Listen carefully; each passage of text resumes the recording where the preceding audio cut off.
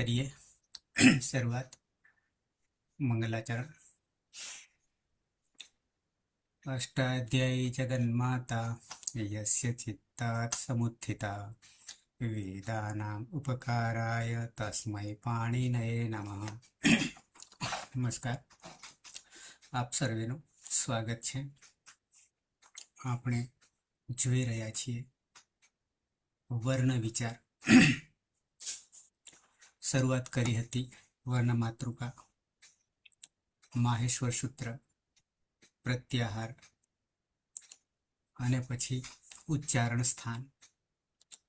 ઉચ્ચારણ સ્થાન પછી પ્રયત્ન, યત્ન યાની પ્રયત્ન।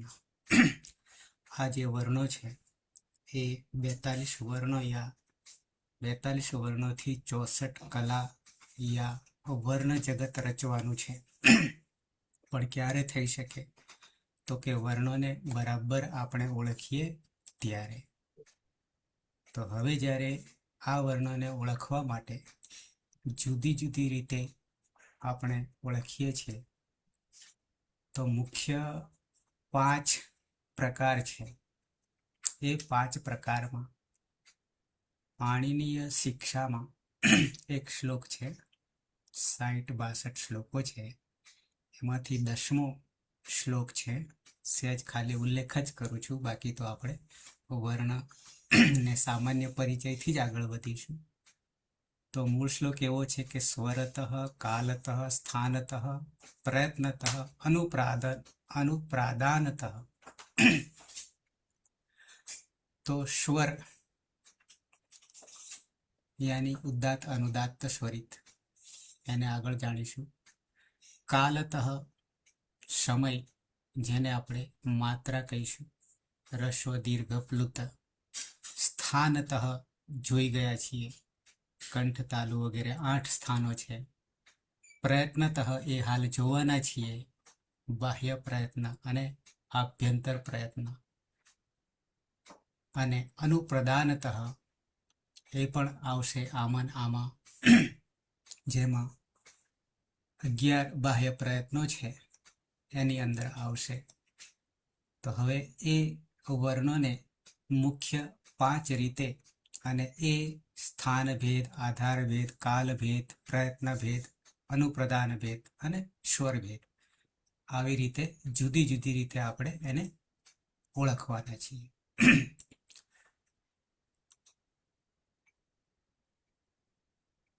21મા ક્રમે પ્રયત્ન, ત્યાંથી આપણે આગળ વધવાના છીએ। તો પ્રયત્ન શરીરના આપણા જે અંગો છે, અવયવો છે, એ અવયવો પણ કેવી રીતે ભાગ ભજવે છે, શું કામ કરે છે, એના આધારે ભાગ પડે છે, વર્ણોને ઉચ્ચારણમાં મદદ કરે છે।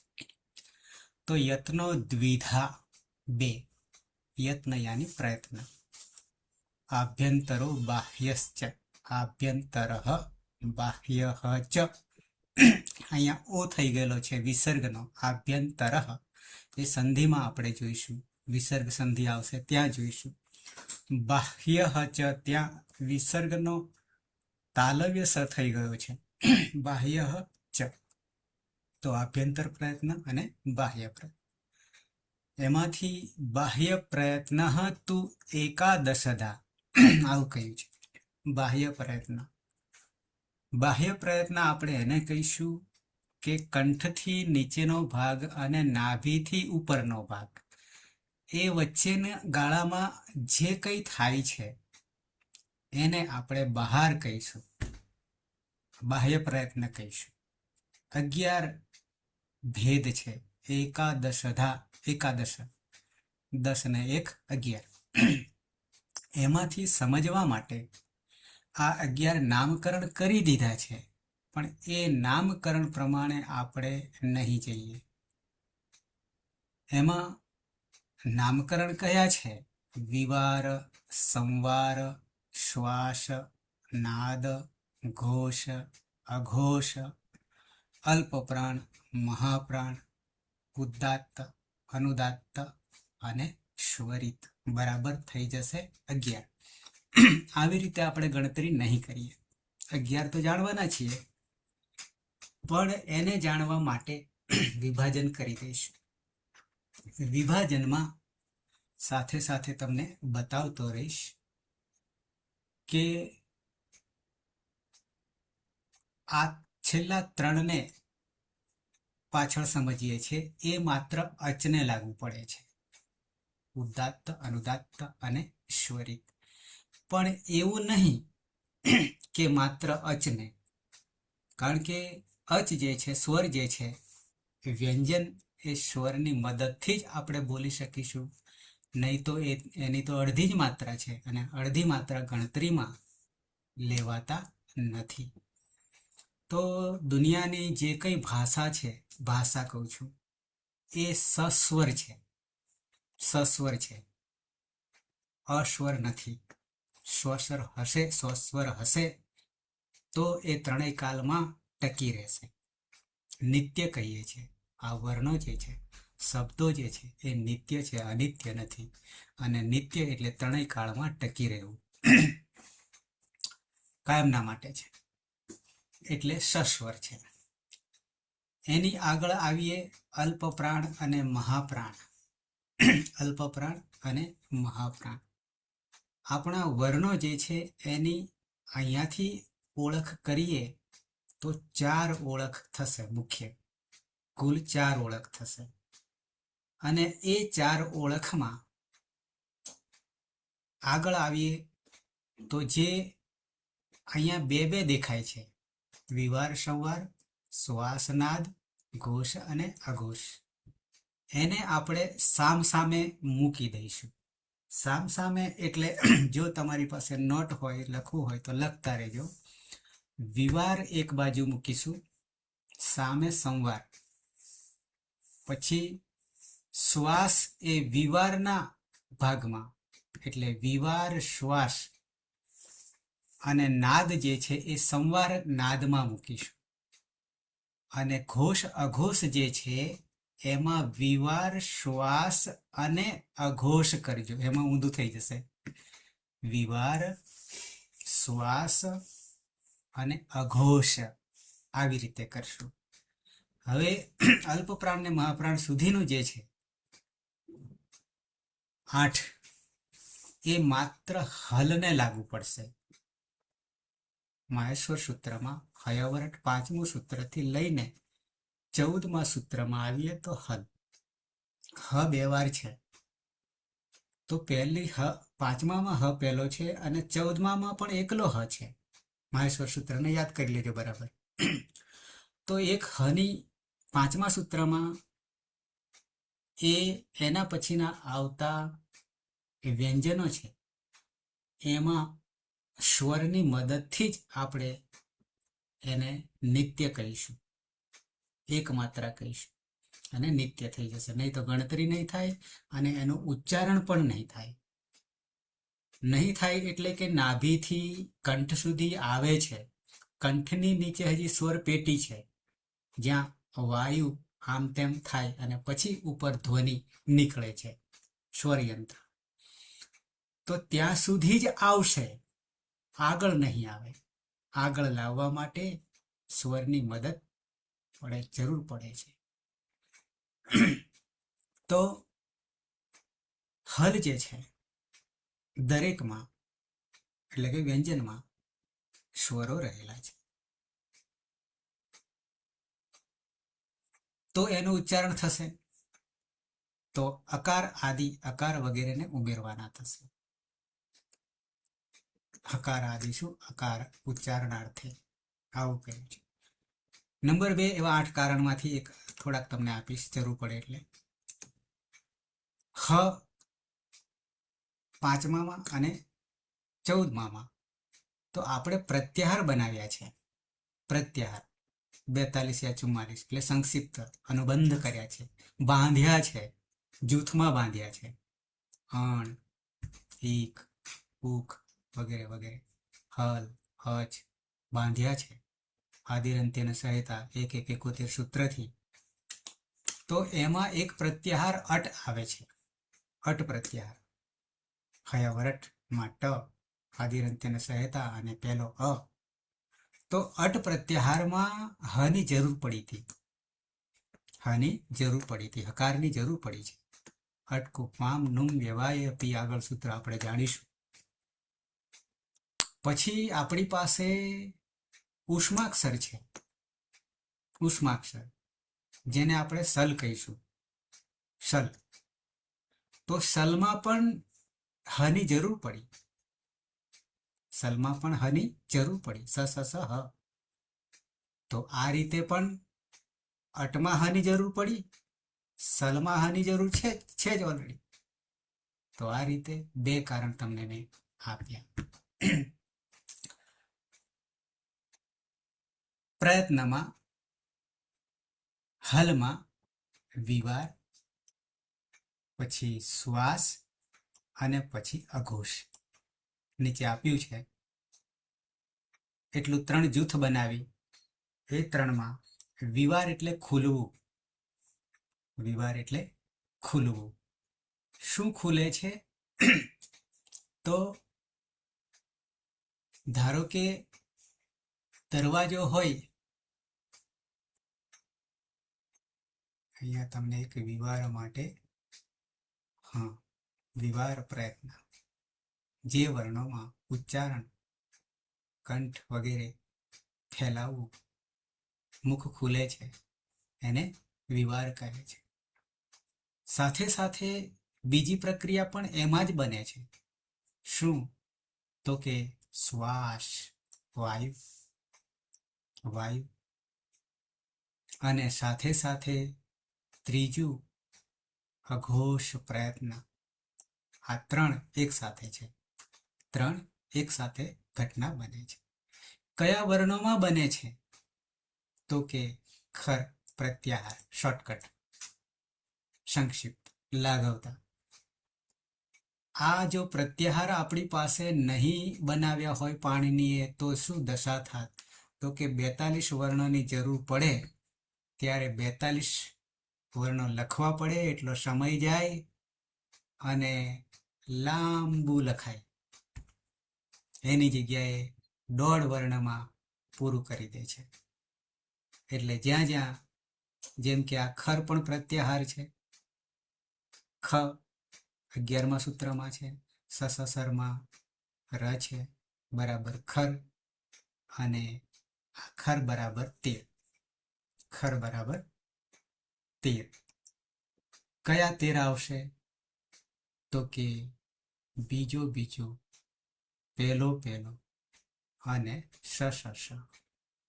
11મું સૂત્ર, 12મું સૂત્ર અને 13મું સૂત્ર બરાબર ખર. ખરો, ખરહ. ખર નું રૂપ બને છે રહલંત. પ્રત્યાહાર નું રૂપ બને છે ખરહ. ષષ્ઠી થઈ જશે, પણ પાછળ સંધિ લાગી છે તો ખરો, ખરહ નું ખરો વિસર્ગનો ઓ થઈ જાય છે. આગળ જોઈશું. વિવારાહ બહુવચન. આજ વિવાર. કયા વર્ણો ની 3 સ્થિતિ થાય છે પ્રયત્નમાં, બાહ્યમાં? તો કે વિવારાહ બહુવચન છે. શ્વાસાહા છે. અહીંયા પણ શ્વાસાહા વિસર્ગ છે પાછળ, પણ પાછળ અચ આવવાને કારણે લોપ થઈ ગયો છે. અ હોવાને કારણે લોપ થઈ ગયો છે, નહીં તો શ્વાસાહા. અઘોષાહા ચ, અહીંયા વિસર્ગનો તાલવ્ય સ થઈ ગયો છે. આ બધું આપણે પાછળ જાણવાના છે. હાલ તો વર્ણો જ ખાલી લઈએ છીએ. તો અઘોષાશ્ચ. તો હવે 3 આપણે કયા વર્ણો? 13, અને સાથે બાહ્ય પ્રયત્નમાં વિવાર, શ્વાસ અને અઘોષ. હવે 33 માંથી 2 ભાગલા પાડી દીધા, અને એ 2 ભાગલામાં એક છે ખર, જેમાં 13, અને બાકીના જે વધ્યા હલ 33 માંથી ખર 13 નીકળી ગયા, અને બાકીના જે વધ્યા એ આમાં ભાગલા પાડી દઈએ. સંવાર, નાદ અને ઘોષ. સંકોચાવું, સંવાર, નાદ અને ઘોષ. તો એના માટે પણ આપણી પાસે પ્રત્યાહાર તૈયાર છે. પ્રત્યાહાર તૈયાર છે. તો ઉપર જઈએ, જ્યાંથી બાકી છે ત્યાંથી, એટલે કે 11મું સૂત્ર આવી ગયું, 12મું સૂત્ર કપાઈ અને 13મું સસસર બરાબર ખર, ખપ છટત ચટતવ કપાઈ અને સસસર બરાબર ખર 13. અને હજી ઉપર જઈએ તો 5મું સૂત્ર, 5મું સૂત્ર હયા વરટ હ લીધો, 5માનો હ. અને 10મા સૂત્રમાં અંતિમ ઈત્સંજ્ઞક વર્ણ, ઈત્સંજ્ઞક વર્ણ જબગડ 10, 10મું, જેમાં ત્રીજો વર્ણ છે, ત્રીજો વર્ણ છે બરાબર હસ. તો હયા વરટથી લઈને કુલ થઈ જશે હસમાં 20 થઈ જશે. 20 કયા 20 એ પણ ધ્યાનમાં રાખવાનું. આ એક લાઘવતા અનુબંધ બાંધી દીધા છે આટલામાં. અહીંયા હસ પ્રત્યાહાર છે, એનું રૂપ બની ગયું છે ષષ્ઠી એકવચન હસ હ. બરાબર 20 વર્ણો કોણ છે? સંવારા, સંવારાહા વિસર્ગનો લોપ, નાદાહ, ઘોષાહા ચ, આવી રીતે થશે સંવાર, નાદ અને ઘોષ. તો 3 3 6 વિભાજન થઈ ગયા આ રીતે. પણ અહીંયા વર્ણોમાં 2, યાની પ્રત્યાહારની રીતે ખર અને હસ, ખર અને હસ બરાબર 33 થઈ જશે. તો 20 જે છે હસ. એટલે હવે સમગ્ર અષ્ટાધ્યાયમાં 3978 સૂત્રો છે, એમાં આપણે આ પ્રત્યાહારથી જ ઓળખીશું જે વર્ણોનો સમાવેશ કરીશું ત્યાં સમજવા માટે. નહીં તો આપણને જ્યાં જરૂર પડત ને તો લાંબી લાઈન થાત, 1 કિલોમીટર ક્યાંક થઈ જાય, એની જગ્યાએ માત્ર 1.5 વર્ણમાં પૂરું કરીએ છીએ. આવી મહાન ભાષા માત્ર અહીંયા જોવા મળશે, એક જ ગ્રંથમાં આમાં છે. ઓકે, આગળ આવીએ. હવે એના પછીના પ્રયત્નમાં, બાહ્ય પ્રયત્નમાં અલ્પ પ્રાણ અને મહાપ્રાણ પણ એ બંને વસ્તુને જુદા કરી દેવાના છે. પેલા આગળને ભૂલી જાઓ, એટલે કે એક બાજુ ખર અને હસ છે, ખરો વિવારા શ્વાસા ઘોષાશ્ચ સહ સંવારા નાદા ઘોષાશ્ચ બરાબર 33 થઈ ગયા. હવે મેથડ બદલી કાઢીએ, પદ્ધતિ બદલી કાઢીએ. કેવી પદ્ધતિ અપનાવીએ? તો કે એક બાજુ અલ્પ પ્રાણ અને બીજી બાજુ મહાપ્રાણ, 2 ભાગલા પાડીએ. પણ કોના 2 ભાગલા પાડીએ? જે આ 33 છે હાલના જ પાડીએ, 33 છે એને. પણ અહીંયા જ્યારે કામ લગાવીએ ત્યારે આપણે વર્ણમાતૃકાનો ક્રમ હતો એને કામે લગાડવાનો છે, વર્ણમાતૃકાનો. એટલે પ્રત્યાહાર પણ કામે લગાડીએ છીએ અને વર્ણમાતૃકાને પણ કામે લગાડીએ છીએ. એટલે કે કચટ તપ યાની કુચુટુ તુકુ એ પણ કામમાં આવશે, 2 કામમાં આવશે. તો હવે જ્યારે અલ્પપ્રાણ ને મહાપ્રાણ, અલ્પપ્રાણ ઓછો વાયુ વપરાય ને મહાપ્રાણમાં વધારે વપરાય, કેવી રીતે વપરાય પણ આપણે એનો પરીક્ષા કરીશું. વર્ગાણામ, હવે અહીંયા વર્ગ આવ્યો. જ્યારે વર્ગ કહીએ ને, આ વર્ગ, તો સમજવાનું કે ક વર્ગ, ચ વર્ગ, ટ વર્ગ, ત વર્ગ અને પ વર્ગ, 5 વર્ગ. અને એમાંય અહીંયા જે બરાબર જોજો, અહીંયા વર્ગ વસ્તુ અલગ છે અને 1 થી 5 જ્યારે સંખ્યા કહીશું ત્યારે પણ વસ્તુ અલગ છે. વર્ણના રીતે ઓળખીશું તો અલગ છે અને 1 2 3 કહીશું તો બદલાઈ જશે. વર્ણોથી કહીશું તો આડા જઈશું અને ક્રમ સંખ્યા કહીશું તો ઊભા જઈશું. અહીંયા વર્ગાણામ, દરેક વર્ગનો કચટ તપ વર્ગનો પ્રથમ, તૃતીય અને પંચમાહા થઈ જશે, યાની એકી સંખ્યા. પહેલો કચટ તપ તૃતીય 10મું સૂત્ર આપણું માહેશ્વર સૂત્ર પ્રમાણે લઈએ તો જબ ગળ દ જસ જેને કહીએ, અને વર્ણ માતૃકા પ્રમાણે લઈએ તો ગજડ દબ થઈ જશે. ખચટ કચટ તપ કચટ તપ, પછી ગજડ દબ, અને 5મો અંગ્યાણાનામાં અંગ્યાણાનામાં. અને માહેશ્વર સૂત્ર પ્રમાણે લેવા જઈએ તો યમંગણાનામ થઈ જાય, પણ અહીંયા આપણે રાખીશું કચટ તપ ગજડ દબ અંગ્યાણાનામાં, આવી રીતે રાખીશું. કનૈયાલાલ, તો આ એકી એકી સંખ્યા જ્યારે બોલીશું ને તો આપણો પ્રાણ જે છે, વાયુ છે, શક્તિ જે છે એ ઓછી વપરાશે. કેટલી ઓછી વપરાશે? તો કે હવે પછીના જે મહાપ્રાણમાં આવવાના છે, હજી અહીંયા 4 રહી જાય છે. યણ પ્રત્યાહાર છે, યણશ્ચ અલ્પ પ્રાણાહ એમ કે છે. યણ એટલે યણ સંધિ આગળ આવશે, યણ સંધિ આગળ આવશે, અને યણ પ્રત્યાહાર છે. યણ હ ચ અલ્પ પ્રાણાહ, તો યણ બરાબર 4. આ પ્રત્યાહાર છે, યવર અલ. હ પછી ય આવે છે હયવરટ, અને લણ છઠ્ઠું, 5મું અને છઠ્ઠા સૂત્ર બરાબર યણ આદિરંત્યન સહાયતા બરાબર 4 થઈ જશે. અલ્પ પ્રાણા, અલ્પ પ્રાણ વાયુ ઓછો વપરાશે, શક્તિ ઓછી વપરાશે. બરાબર આમાં કેટલા થશે? તો કે 15 અને 4 19. 33ના જ ભાગલા કરીએ છીએ, પણ પેલા કરતા 13 અને 20ના ભાગલા ખર હસમાં હતા.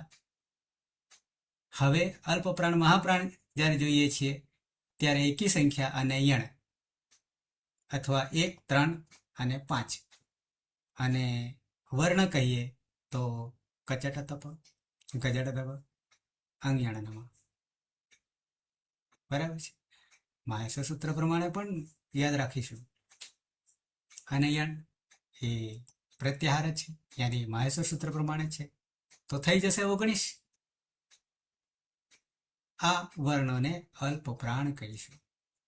અને બાકીના બચ્યા વર્ગાણા, દ્વિતીય, ચતુર્થ દ્વિવચન છે. બેકી સંખ્યા, બેકી સંખ્યા. તો બેકી સંખ્યામાં જોઈએ તો ખચઠ તપ,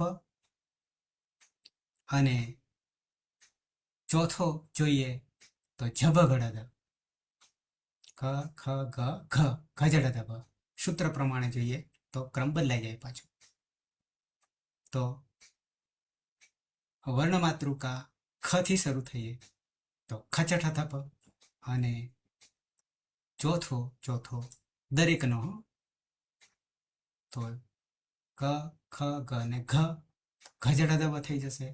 આ બંને યાની 5, 5, 10 બોલીએ તો ઉપરના જે હતા એના કરતા ડબલ વાયુ પ્રાણ શક્તિ વપરાશે. અને એને જાણવું હોય તો ધારો કે પ્રથમ પંક્તિ બોલીએ આપણે, તો આપણો હાથ જે છે, આ હાથ આમ કરીશું અને બોલીએ તો કચટ તપ, અને પછી તરત જ બેકી સંખ્યા બોલીએ ખચટ તપ, તો તરત અનુભવ થશે કે વાયુ જે છે, હવા છે, પ્રાણ જે છે એ ડબલ થઈ જશે. અને ડબલ થવાને કારણે એક બીજી વિશેષતા તમને બતાવું કે આપણું આ કીબોર્ડ જે છે એ કીબોર્ડમાં જ્યારે ટાઈપ કરીએ ત્યારે ધારો કે ક છે જે તે કીમાં, તો ત્યાં શિફ્ટ સાથે એ જ કીને દબાવશો તો મહાપ્રાણ મળી જશે. સાથે સાથે એમાં વિજ્ઞાન પણ છે કે કને જ વધારે ભાર આપીએ, ડબલ વાયુનો સંચાર કરીએ તો આપોઆપ અવાજ, સૂર, ધ્વનિ જુદી થઈ જશે, અને તે થઈ જશે ખ. એવી જ રીતે ગને ડબલ વજન આપી દઈએ તો શું થઈ જશે? તો કે ઘ. આ રીતે ક નો મહાપ્રાણ ખ, ગ નો મહાપ્રાણ ઘ, આ માત્ર સંસ્કૃતમાં યા આ ભાષામાં જ આ છે. આવી ગોઠવણ વિજ્ઞાનની રીતે બીજી કોઈ ભાષામાં યા એબીસીડીમાં આવું જોવા મળશે નહીં. એ પછી બી કેમ આવ્યો એનું નિરાકરણ ક્યાંય આવશે નહીં. શોધવા જાઓ તો પણ નહીં મળે. અહીંયા મળશે. અ પછી ઈ કેમ આવ્યો, ક પછી ખ કેમ આવ્યો, એનું નિરાકરણ મળશે, એનું વિશેષ જ્ઞાન મળશે, વૈજ્ઞાનિકતા રહેલી છે. ઓકે, તો દ્વિતીય ચતુર્થ અને શલ બરાબર 4, શલ બરાબર 4, સ સર છે અને હ છે હલ, 13મું અને 14મું. અને એ 4ને પણ તમે જ્યારે અનુભૂતિ કરશો હાથ આગળ રાખીને, તો શલ જે છે એ ઉષ્માક્ષર છે અને સાથે સાથે મહાપ્રાણ છે. એટલે આ બીજું વિભાજન અલ્પપ્રાણ મહાપ્રાણ. આગળ વિભાજન ખર અને હસ જે છે એમાં 3 છે. એમાં 3 છે.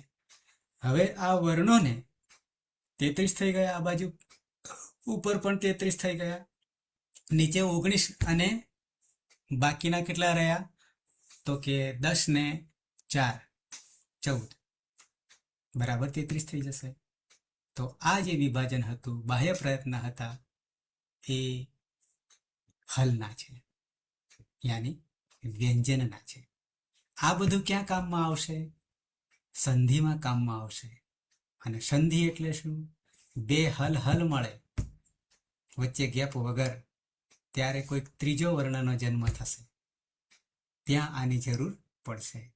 જેમ કે પહેલો છે અને ઝડપથી બોલવા જઈશું તો ત્રીજામાં ભરાઈ જશું, પહેલાની જગ્યાએ ત્રીજો થઈ જશે, ચર્ત્વની જગ્યાએ જસ્ત્વ થઈ જશે, આવું આગળ આવશે. એટલે આ જરૂરી છે અને એમાં રહસ્ય છે પાછું, કેમ આવું થાય છે. તો વર્ગાણામ દ્વિતીય ચતુર્થૌ શલશ્ચ શલહ ચ મહાપ્રાણઃ, ખ્યાલ આવે એવું છે. તો હવે જે મેં તમને કહ્યું હતું કે આ આટલામાંથી એ જ રીતે હલને આ લાગુ પડશે ખરું, પણ સ્વતંત્ર રીતે આપણે અચને લાગુ પાડીશું. આ 3 યાની સ્વરોને લાગુ પાડીશું, ઉદાત્ત, અનુદાત્ત અને સ્વરિત. વેદની ભાષામાં મંત્રો જે છે એ મંત્રોમાં બિલકુલ સ્પષ્ટ ઉચ્ચારણ થવું જોઈએ. સહેજ હું તમને હાઇલાઇટ કરીશ ઉદાત્ત, અનુદાત્ત અને સ્વરિતને. ટૂંકમાં આપણે વર્ણોને આ જે પ્રયત્નની વાત આવે છે, ત્યારે એ પ્રયત્નને પહેલા પ્રયત્નની રીતે, બે અલ્પપ્રાણ મહાપ્રાણની રીતે, હજી આગળ જઈએ તો હલમાં પણ આવશે, કારણ કે હલ સ્વતંત્ર નથી, હજ સાથે રહેલો છે, તો આ વસ્તુ પણ લાગશે. એટલે આપણી ભાષા જે છે એ સસ્વર છે. તો આ 3ને પણ જોઈ લઈએ, ઉદાત્ત, અનુદાત્ત અને સ્વરિત. થોડીક વાત અહીંયા તમને તૈત્તિરીય પ્રાતિસાખ્ય, એમાં ઉદાત્ત અને અનુદાત્ત અને સ્વરિત શું કહે છે, પછી હું મારી રીતે તમને સહેજ સમજાવીશ. તૈત્તિરીય પ્રાતિસાખ્ય એ પાણીનીથી પહેલું છે બનેલો ગ્રંથ છે. તો ત્યાં ઉદાત્ત વગેરે યાની 3 છે. એમાં કેવી રીતે થાય છે? તો પહેલા ઉદાત્ત સ્વર ઉચ્ચારણ કરીએ છીએ ત્યારે શું થાય છે? તો કે ગાત્રો યાની શરીર, એનો અહીંયા ગીગ્રહ દેખાય છે પણ નિગ્રહ, સ્વર કી રૂક્ષતા અને કંઠનો સંકોચ, આવું જ્યારે થાય ત્યારે પ્રયત્ન ઉદાત્ત સ્વર તરીકે કહેવાશે. હું મારી રીતે પછી તમને સમજાવું છું.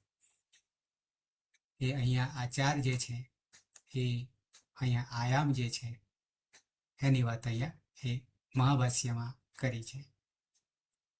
પછી એ જ રીતે અનુદાત્ત જે છે એ ગાત્રો એટલે શરીરના અંગો ઢીલાપન, સ્વરની મૃદુતા, પેલામાં રૂક્ષતા કઠોર, અને કંઠ જે છે એ વિકાસ પામે છે, ખુલે છે, પેલામાં સંકોચાય છે ઉદ્દાત્તમાં, ઉદ્દાત્ત સ્વરમાં, અને અનુદાત્તમાં એનાથી ઊંધું થઈ જાય છે. અને આ બંનેની સરખી સરખી માત્રા જ્યારે થાય ત્યારે સ્વરિત થઈ જશે, સ્વરિત થઈ જશે. હવે આને ઓળખવા માટે આમ તો અભિનયથી જ મંત્રો બોલાય છે.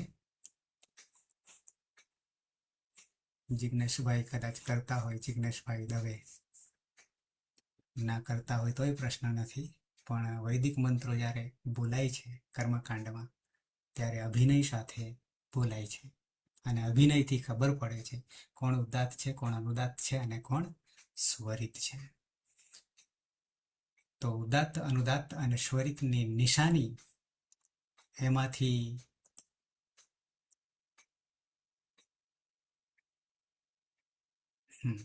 ઉદાત્ત જે છે એની કોઈ નિશાની નહીં. આગળ આપણે સૂત્રોમાં આવશે, ઓળખવા માટે પણ આવશે, સૂત્રો આગળ આવશે ત્યાં જોઈશું. પણ ખાલી સામાન્ય ઓળખ આપીએ છીએ, આનું કોઈ ચિહ્ન નથી મંત્રોમાં, વેદોમાં વપરાય છે. અને અનુદાત્ત જે છે, તો જે નવ અચ છે એ નવ અચમાં નીચે આડી લીટી કરવામાં આવે છે, નીચે આડી લીટી કરવામાં આવે છે અનુદાત્ત. અને જે સ્વરિત જે છે એ જે આપણી પાસે નવ અચ છે, સ્વરો છે, એની ઉપરના ભાગમાં ઊભી લીટી કરવામાં આવે છે, ઊભી લીટી. જો તમને લખીને બતાવું તો ધારો કે આ અચ છે, કંઈ જ ના હોય તો ઉદાત્ત સમજવું, અને આમ નીચે હોય તો અનુદાત્ત સમજવું, અને આ રીતે ઉપર હોય તો સ્વરિત સમજવું. આ એની નિશાની છે. બંને કદી સાથે નહીં હોય એ ધ્યાન રાખ, કદી આવશે જ નહીં. તો આ વેદોની ભાષા આપણે સાથે લઈને ચાલીશું. બીજી રીતે તમને સહેજ કહી દઉં, આ જે અચ છે, અચના ધર્મો છે, સ્વરના ધર્મો છે. એ સ્વરના ધર્મોમાં જ્યારે ઉદાત્ત કહીશું તો એક સામાન્ય રીતે તમને સમજાવું, નવે નવ જે છે આપણું મુખ જે છે એના 3 ભાગલા કરી દઈએ, 3 ભાગલા. વચ્ચેથી નીચેનો ભાગ, વચ્ચેથી ઉપરનો ભાગ, અને મધ્યમ ભાગ, આવા ભાગલા પાડીએ. અને નવે નવ અચ જે છે એને આપણે ઉચ્ચૈ ઉદાત્ત આવું સૂત્ર આગળ આવશે.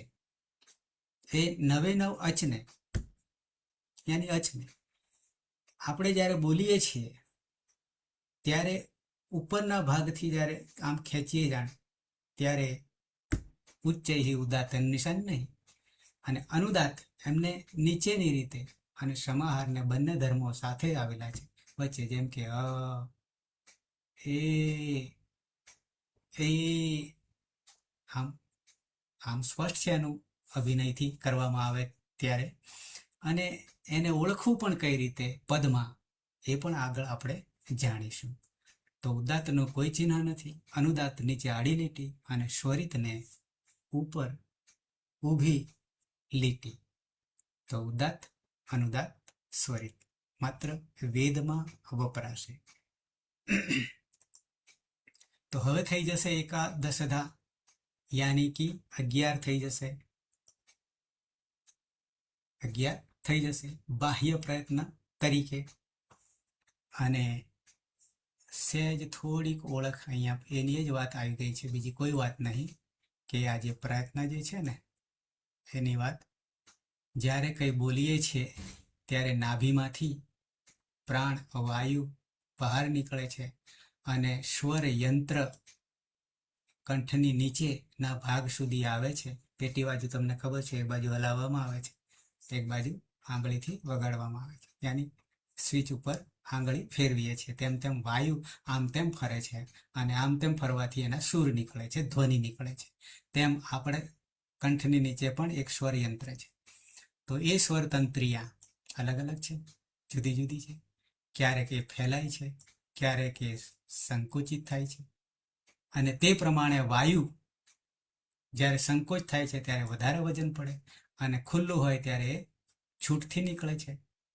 અને એ જે સ્થિતિ નિર્મિત થાય છે અને એને બાહ્ય પ્રયત્ન કહીએ છીએ. આ તો તમને વાયુ પ્રાણ સમજાય છે. ઉદાત્ત અનુદાત્ત સ્વરિતની વાત થઈ ગઈ. અને હવે આવીએ આભ્યંતર પ્રયત્ન. આભ્યંતર પ્રયત્નમાં કંઠથી લઈને હોઠ સુધી બોલતા, વર્ણો બોલતા, જ્યાં જ્યાં વાયુ, જીભ એ જે અંગોને અડે છે અને તે સ્થિતિ ધારણ કરે છે અને વર્ણ નીકળે છે, ધ્વનિ નીકળે છે, એને આભ્યંતર પ્રયત્ન કહીશું. બાહ્યમાં શું હતું કે કંઠની નીચેનો ભાગ અને નાભીથી ઉપરના ભાગમાં. અને હવે કંઠથી ઓષ્ઠ સુધી, સાથે સાથે નાકને પણ લઈ લઈશું. તો આભ્યંતર પ્રયત્ન 5 છે. એમાં વાયુ અને જીભની સ્થિતિ બંને આવશે. અને વિવક્ષા બોલવાના આધારે જીભ છે, વાયુ છે, એ કેવી રીતે ક્યાં ક્યાં ફેંકાય છે એની વાત આવશે. તો આભ્યંતર પ્રયત્ન 5, એમાં છે સ્પૃષ્ટ. નંબર 1 સ્પૃષ્ટ. એ જ વર્ણોને આપણે લઈને 42 વર્ણોને લઈને હવે આમાં પાછા 5 ભાગલા આભ્યંતર પ્રયત્નને લઈએ છીએ. તો સ્પૃષ્ટમાં ક થી લઈને મ સુધી, કાદયો માવસાના, આગળ આપણે એક વાક્ય આવ્યું હતું, સૂત્ર તો નહીં, ક થી લઈને મ સુધી, 5 5 25.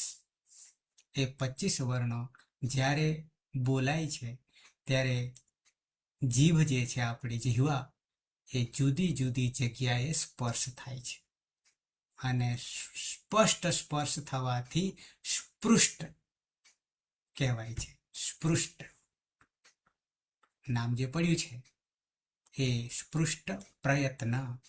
સ્પૃષ્ટ પ્રયત્ન, જીભ એ બરાબર અડે છે આ 25 ને, ક થી લઈને મ સુધી. ક ખ ગ ઘ અંગ કંઠ, જ છ જ ઝ ય તાલુ, ટ ઠ ડ ઢ ણ, આ રીતે કંઠ, તાલુ, મૂર્ધા, દંત્ય, ઓષ્ઠ્ય. મ સુધી જઈએ તો ઓષ્ઠ્ય, એનો સ્પર્શ થાય છે, જીભનો સ્પર્શ થાય છે. તો આ પ્રયત્નને સ્પૃષ્ટ કહીશું. ત્યાર પછી ઈસત સ્પૃષ્ટ, થોડોક સ્પર્શ થાય, સંપૂર્ણ રીતે નહીં પણ થોડોક સ્પર્શ થાય છે. તો એવા યણ છે, અંતસ્થ છે, આપણે બોલીશું ત્યારે ખબર પડશે. ય વ ર લ, ક્યાંય હોઠ પણ નહીં બંધ થાય, બીડાય નહીં, પણ પ ફ બ ભ માં કહીશું તો હોઠ બંધ થઈ જશે. તો આ થોડોક સ્પર્શ થાય છે. ઈસત સ્પૃષ્ટ 4 છે. ય વ ર લ. પેલા 25 સ્પૃષ્ટ છે. તો આ રીતે ઈસત સ્પૃષ્ટ. પછી આવે છે ઈસત વિવૃત, ખુલવું. વિવૃત ખુલવું, થોડુંક ખુલવું, થોડુંક ખુલવું. યાની શલ છે, સ શ શ, પેલો તાલુ, મૂર્ધા અને દંત્ય અને હકાર. હકાર તો કંઠ છે. તો આ ઈસત વિવૃત, થોડો ખુલે છે ભાગ, વિવૃત. અને પછી વિવૃત. આ જે વિવૃત જે છે ને, એ માત્ર અચને લાગુ પડશે. તો ઈસત વિવૃત શલને લાગુ પડશે, પણ વિવૃત જે છે એ અચ એટલે 9 સ્વરોને લાગુ પડશે. વિવૃત. અને છેલ્લે સંવૃત જે છે એમાં એક જ અચ છે. પેલામાં સમાવેશ બધામાં આવી જશે, અચમાં બધા આવી જશે, પણ એક જુદો પડે છે. અને કેવી રીતે જુદો પડે છે અને એનાથી આપણે સમાપ્તિ કરીશું પાછા. તો સંવૃત જે છે એમાં માત્ર અ એટલે કે અચ જે છે, સ્વર છે, એના આ સંવૃત. પણ ક્યારે સંવૃત અને ક્યારે વિવૃત, એ 2 પ્રક્રિયા બતાવી છે. અહીંયા તમને કહ્યું રસ્વ અવર્ણ, અહીંયા લખ્યું છે ને કે પ્રયત્ન તો બધા વિવૃત જ છે, અચના 9 જે છે તે, પરંતુ રસ્વ અવર્ણ એકમાત્ર. પ્રયોગમાં સંવૃત્ત પ્રયત્ન થઈ જાય છે.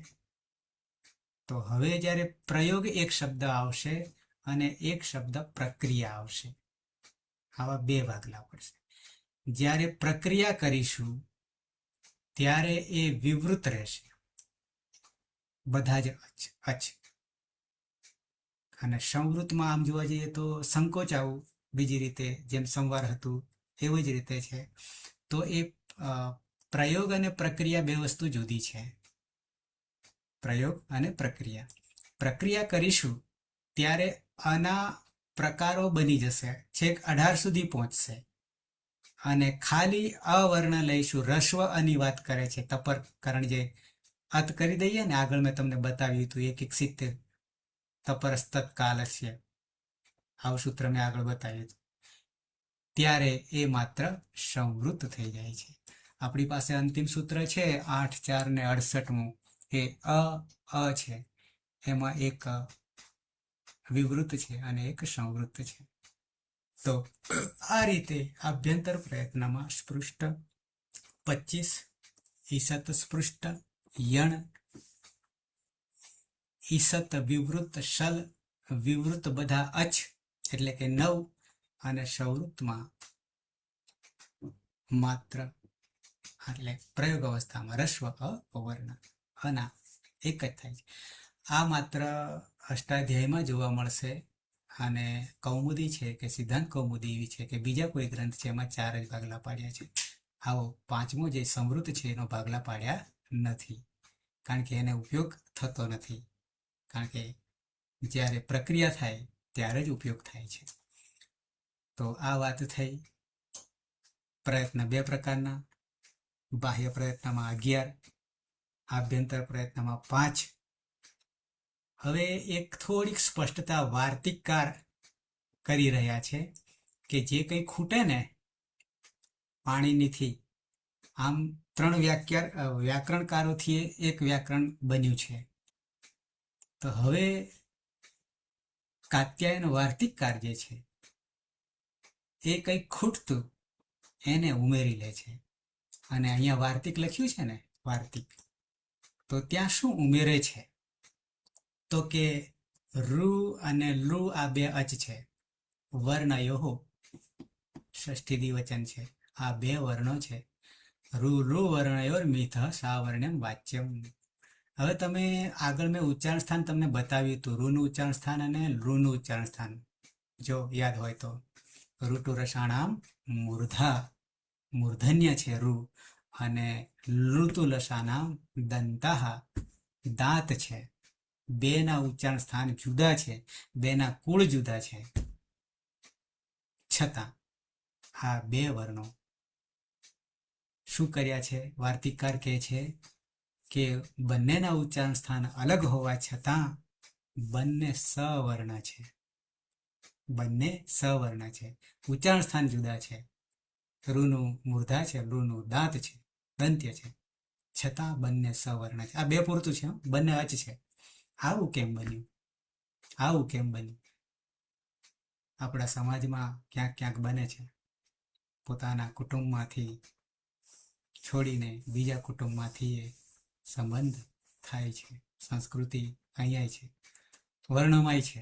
પણ અહીંયા રૂમાં જે નીચે રેફ જેવું દેખાય છે ને અહીંયા, અને લૂમાં પણ નીચે દેખાય છે, આ એ બે નો ધર્મ સમાન છે, જેના કારણે આ સવર્ણ બની ગયા છે. આવું વાર્તિકકાર કહી રહ્યો છે, કાત્યાયન કહી રહ્યો છે. એટલે આપણે સ્વીકારવું રહ્યું, ઋષિ મુનિના વચન ને સ્વીકારવું જ રહ્યું, ચાહે ખોટું હોય ચાહે સાચું હોય, પણ જે એ થઈને જ રહે છે. એટલે વાક બ્રહ્મ, યાની વાક વાણી એ બ્રહ્મ છે, તેમ અહીંયા સ્વીકારવું રહ્યું કે બંને સવર્ણ છે. અને સવર્ણ થવાથી પછી આગળ ભેદ જે છે વધી જાય છે. એ તમને હું આગળ કહું છું આવે એટલે. તો રૂ અને લુ એક મૂર્ધા છે અને એક દંત છે, છતાં પ્રક્રિયા દરમિયાન એને સવર્ણ માન્યા છે, એક ગોત્રના માન્યા છે. સવર્ણ એટલે એક ગોત્રના માન્યા છે. સવર્ણ સંજ્ઞા કોને કહેવાય? સવર્ણ કોને કહેવાય? તો કે તુલ્યાસ્ય પ્રયત્નમ સવર્ણમ, એક એક 9મું સૂત્ર, શરૂઆતનું 9મું સૂત્ર આવે છે. પહેલા અધ્યાય પહેલા પાદનું 9મું સૂત્ર. તો સામાન્ય રીતે સમજી જઈએ કે સવર્ણ કોને કહીશું. તો આગળ આપણે જે ઉચ્ચારણ સ્થાન જોયું ને, જેમ કે ક ખ ગ ઘ અંગ, તો કે કંઠ છે એવા 8 છે. અ કુ હ, અ અચ કુ ક વર્ગ, હ અને વિસર્ગ. તો ત્યાં ઉચ્ચારણ સ્થાનની દ્રષ્ટિએ એક થાય છે. પછી અહીંયા બીજું ઉમેરાય છે, હાસ્ય. હાસ્ય મુખ, મુખ કેવું બોલવું. પ્રયત્ન, તો પ્રયત્ન આપણે દ્વિધા, 2 પ્રકારના પ્રયત્ન જોયા, બાહ્ય અને આભ્યંતર. બાહ્ય અને આભ્યંતર. તો એ રીતે પણ સરખા હોવા જોઈએ વર્ણોમાં.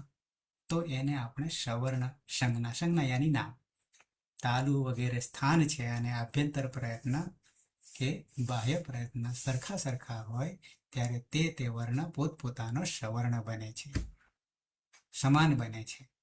અને એને સવર્ણ સંજ્ઞા કહેવામાં આવે છે. તો આટલી વાત તમને આગળ વધારી. અને એમાં પ્રયત્ન યત્ન 2 પ્રકારના, પછી સવર્ણ કોને કહેવાય આ વાત જાણી. અને હવેનો જે મુદ્દો આવશે એમાં આ જ વર્ણો જે છે, અને એ વર્ણોમાં મૂળ તો સસ્વર છે. અને સસ્વર હોવાને કારણે આ જે અચ 9 જે આપણી પાસે છે, મહેશ્વર સૂત્રમાં માત્ર આકાર જન્મ આપ્યો છે, એના ભેદોને નહીં લીધા. અને પરિણામે હવે ભેદોની વાત કરશે. એટલે સ્ટેપ બાય સ્ટેપ હવે મોટા કરે છે વર્ણોને. અને મોટા કરવામાં કેટલા મોટા થશે તો એ કાળ સમય નક્કી કરી આપે છે. અને સમયમાં 1 માત્રા, 2 માત્રા અને વેદમાં 3 માત્રા. એના ઉદાહરણો પણ આવશે. તો આ અચના યાની 9 સ્વરોના 4 સૂત્રો આપણા જે છે, અ ઉન રૂલુક એ ઓ અંગ ને અ ઔચ, એનું વિભાજનની પણ ખબર પડશે. અને સાથે કેમ 4 સૂત્રો કરવા પડ્યા, અને 9 પ્રત્યાહાર કેમ કરવા પડ્યા, અને સાથે એનો સમય કેટલો લે છે, કયા સમયને શું કહીશું, રસ્વ, દીર્ઘ અને પ્લુત. પ્લુત માત્ર વેદમાં વપરાશે. રસ્વ અને દીર્ઘ લૌકિકમાં અને વેદમાં બંનેમાં વપરાશે, પણ લૌકિકમાં પ્લુત નહીં વપરાય. એટલે એ આ અચના જે ભેદ છે કેવી રીતે નક્કી થાય છે એ આપણે, અને સાથે વિભાજન. કેટલાક અચ એવા છે કે માત્ર રસ્વ છે, કેટલાક અચ એવા છે કે માત્ર દીર્ઘ છે, તો એનું વિભાજન. સાથે કેટલાક છે બંને છે, રસ્વ અને દીર્ઘ છે. અને અમુક એવા છે કે જેનો રસ્વ ભેદ નહીં થાય, દીર્ઘ પ્લુત થશે. તો એ બધા ભેદો આપણે હવે જોઈશું અને ઓળખીશું પણ વ્યાખ્યા સાથે. આ એક સરસ ઉદાહરણ છે. સાહેબ તમને અહીંયાથી આપણે પૂરું નહીં કરીએ, પણ 1, 2 અને 27 ભેદ માટે.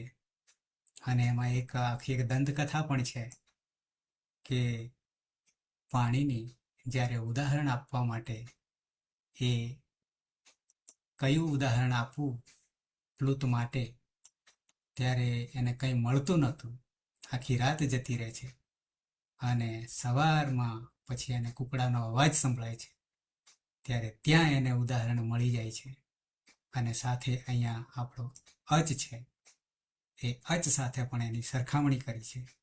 ઉ કાલહ, આમ તો 9 છે, પણ 9માં આ ઉ જે છે એ ઉને ઓળખવા માટે, યાની સ્પષ્ટ ભેદ કરવા માટે એને સૂત્ર બનાવી દીધું છે.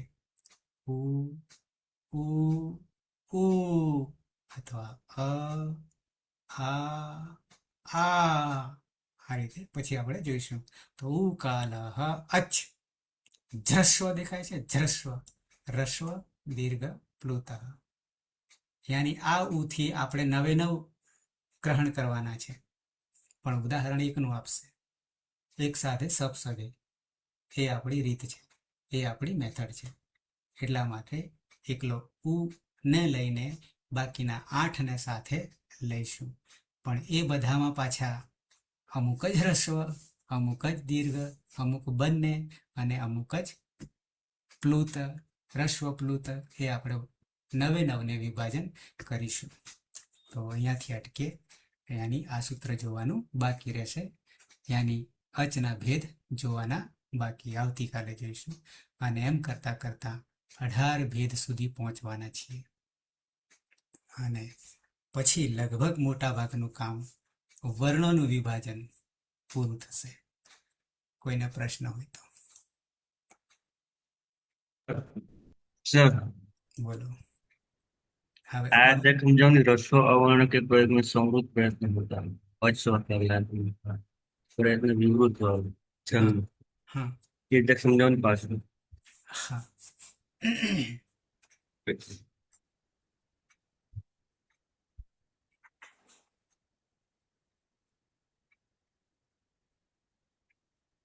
આભ્યંતર પ્રયત્નમાં છેલ્લે અસ્વર કહેલાતે હૈ.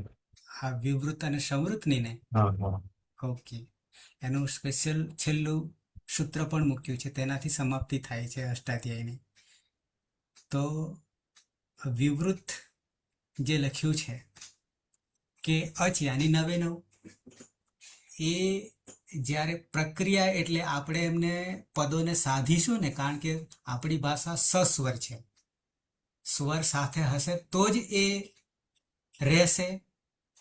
યાની આપણા હલ છે એમાં પણ જે વ્યંજન છે એની સાથે સ્વર ભળશે તો જ એ નિત્ય ગણાશે, નહીં તો અનિત્ય થઈ જશે. અને અનિત્યનું અસ્તિત્વ નથી, ઉચ્ચારણ જ નથી, બહાર જ નહીં નીકળવાના, કંઠની નીચે જ રહી જવાના છે. એટલે વિવૃત જે છે એ વિવૃતમાં પ્રક્રિયા કરીશું ત્યારે આગળ જતા, ધારો કે અ છે તો માત્ર રસ્વ છે, એક માત્ર, બરાબર, વર્ણની રીતે લઈએ. પણ જ્યાં આગળ જરૂર પડશે ત્યારે આપણે આ પણ કરીશું, પ્લુત વેદમાં કરીશું, તો 3 માત્રા થઈ જશે. ટૂંકમાં એનો